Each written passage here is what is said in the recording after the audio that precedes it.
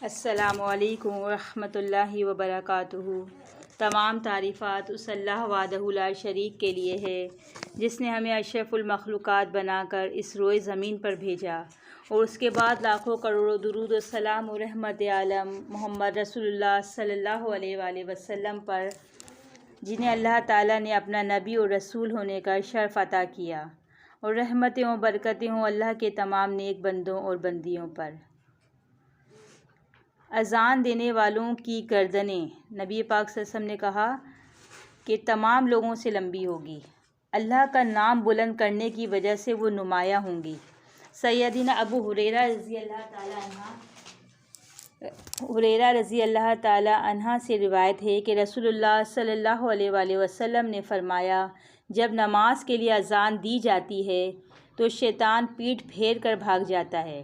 اور اس حالت میں بھاگتا ہے کہ اس کی ہوا آواز سمیت خارج ہو رہی ہوتی ہے۔ اتنا دور بھاگ جاتا ہے کہ اذان کی آواز اس کے کانوں میں نہیں پڑتی۔ جب اذان ختم ہو جاتی ہے تو وہ آ جاتا ہے، جب تکبیر کی جاتی ہے تو پھر پیٹھ پھیر کر بھاگتا ہے،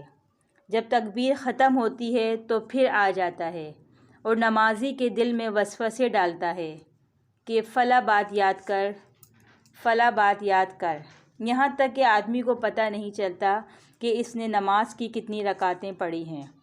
سیدنا عمر رضی اللہ تعالیٰ عنہ روایت کرتے ہیں کہ رسول اللہ صلی اللہ علیہ وآلہ وسلم نے فرمایا، جب مؤذن کہے اللہ اکبر اللہ اکبر، پس تم بھی کہو اللہ اکبر اللہ اکبر، پھر جب مؤذن کہے اشہد ان لا الہ الا اللہ، تو تم بھی کہو اشہد ان لا الہ الا اللہ، پھر جب مؤذن کہے اشہد ان محمد رسول اللہ، تو تم بھی کہو اشہد ان محمد رسول اللہ، پھر جب مؤذن کہے حی علی الصلاۃ، تو تم بھی کہو لا حول ولا قوۃ، پھر جب مؤذن کہے حی علی الفلاح، تو تم کہو لا حول ولا قوۃ الا باللہ، پھر جب مؤذن کہے اللہ اکبر، تو تم کہو اللہ اکبر اللہ اکبر، پھر جب مؤذن کہے لا الہ الا اللہ، تو تم بھی کہو لا الہ الا اللہ۔ یعنی جو شخص سچے دل سے مؤذن کے کلمات کا جواب دے گا تو جواب کی برکت سے بہشت میں داخل ہو جائے گا۔ سبحان اللہ۔ حافظ ابن حجر رحمۃ اللہ فرماتے ہیں کہ الصلاۃ خیر من النوم کے جواب میں صدقت و برزت کے الفاظ کی کوئی اصل نہیں، لہذا فجر کی اذان میں الصلاۃ خیر من النوم کے جواب میں بھی یہی کلمہ ہے، یعنی الصلاۃ خیر من النوم ہی کہنا چاہیے۔ قد قامت الصلاۃ کے جواب میں اقام اللہ و ادامہا کہنے والی ابو داؤد کی روایت 528 کو نووی رحمۃ اللہ نے ضعیف کہا ہے۔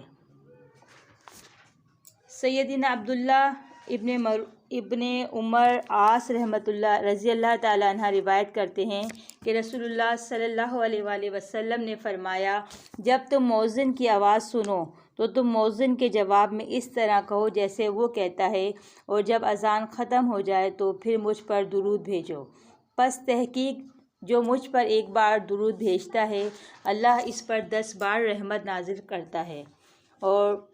پس سب مسلمان مردوں اور عورتوں کو چاہیے کہ جب مؤذن اذان ختم کرے تو ایک بار درود شریف پڑھ لیا کریں، اور اس کے بعد یہ دعا ہے کہ اللہم رب هذه الدعوۃ التامہ والصلاۃ القائمہ آت محمدا الوسیلۃ والفضیلہ وابعثہ مقاما محمودا الذی وعدتہ۔ اے اللہ، اس پوری پکار اذان کے اور قیامت تک قائم رہنے والی نماز کے رب محمد صلی اللہ علیہ وآلہ وسلم کو بزرگی عطا فرما،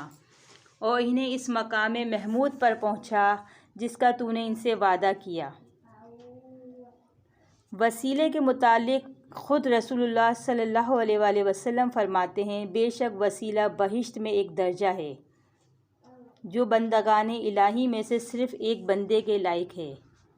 اور میں امید رکھتا ہوں کہ وہ بندہ میں ہی ہوں، لہٰذا جس نے اذان کی دعا پڑھ کر اللہ سے میرے لیے وسیلہ مانگا تو اس کے لیے میری شفاعت واجب ہو گئی۔ نبی کریم صلی اللہ علیہ وآلہ وسلم کے ارشاد سے معلوم ہوا کہ وسیلہ بہشت کے ایک بلند و بالا درجے کا نام ہے۔ ایک اور روایت ہے کہ سیدنا سعد بن ابی وقاص رضی اللہ تعالیٰ عنہ روایت کرتے ہیں کہ رسول اللہ صلی اللہ علیہ وآلہ وسلم نے فرمایا، جو شخص مؤذن کی اذان سن کر یہ دعا پڑھے تو اس کے گناہ بخش دیے جائیں گے۔ وہ دعا یہ ہے، اشہد ان لا الہ الا اللہ وحدہ لا شریک لہ وان محمدا عبدہ ورسولہ، رضیت باللہ ربا وبمحمد رسولہ وبالاسلام دینا۔ اس کا ترجمہ یہ ہے، میں گواہی دیتا ہوں کہ اللہ کے سوا کوئی سچا معبود نہیں، وہ ایک ہے، اس کا کوئی شریک نہیں، اور تحقیق محمد صلی اللہ علیہ وآلہ وسلم اس کے بندے اور رسول ہیں۔ میں اللہ کے رب ہونے اور محمد صلی اللہ علیہ وآلہ وسلم کے رسول ہونے اور اسلام کے دین ہونے پر راضی ہوں۔ اللہ رب العالمین ہمیں اچھی طریقے سے خاموش آواز میں خاموش رہ کے اذان سننے اور اذان کا جواب دینے اور اذان کے بعد یہ دعائیں پڑھنے کی توفیق عطا کرے، اور ہمیں اس نماز کے اذان کے جواب دینے کا پورا اجر دے۔ السلام علیکم ورحمۃ اللہ وبرکاتہ۔